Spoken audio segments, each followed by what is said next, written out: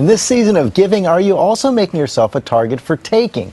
A frazzled shopper is a vulnerable one, so we sent our safety and security consultant Bill Stanton to the mall to demonstrate how we sometimes make it far too easy for muggers and pickpockets.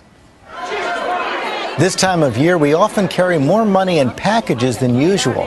That means it's even more important to pay attention. It's really being aware of your surroundings. And avoid distractions. There are people out there that will take advantage of people. It's unfortunate, but it does happen. Our safety and security consultant, Bill Stanton, shows us how easy it can be. He plays the role of the thief in 4 shopping scenarios. Julia Frisoli agreed to help us, and in our first scenario, she's distracted by her phone. She puts her bags down to answer, and in a fraction of a second, Bill swipes one of her packages. Then one of our interns, Grace, becomes Bill's accomplice. Watch as she pretends to be busy texting and bumps right into Julia. At that very moment, Bill digs into her bag and steals her wallet. Take a look again. It can happen so fast. She hit me hard enough that I was distracted enough for you to put your hand in my bag. And you never felt it. It really disturbs me that can happen to me. I didn't feel a thing. In our next scenario, one of our producers is distracted while sitting next to her packages, looking at a receipt. A perfect time for Bill to swoop in. Yeah, I'm here at by the store. This time he talks on the phone while using his coat to cover her bag. All right, I'll come meet you. I'm on my way. And take off with it. Finally, one of our interns, Liz, and her friend Dan take a stroll down the street and stop at a sidewalk kiosk.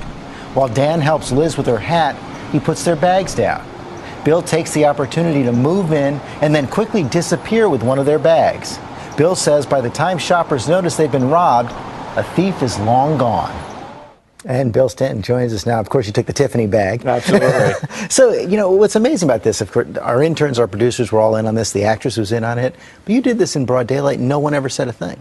Well, that's a good observation by you, but not the shoppers. It's interesting to note that people don't mind their own stuff, their own packages, let alone they're not going to be watching out for someone else. And you also point out that people often don't realize that their body language can really give some clues to potential thieves. That's absolutely right. It's all about what you're putting out to the universe.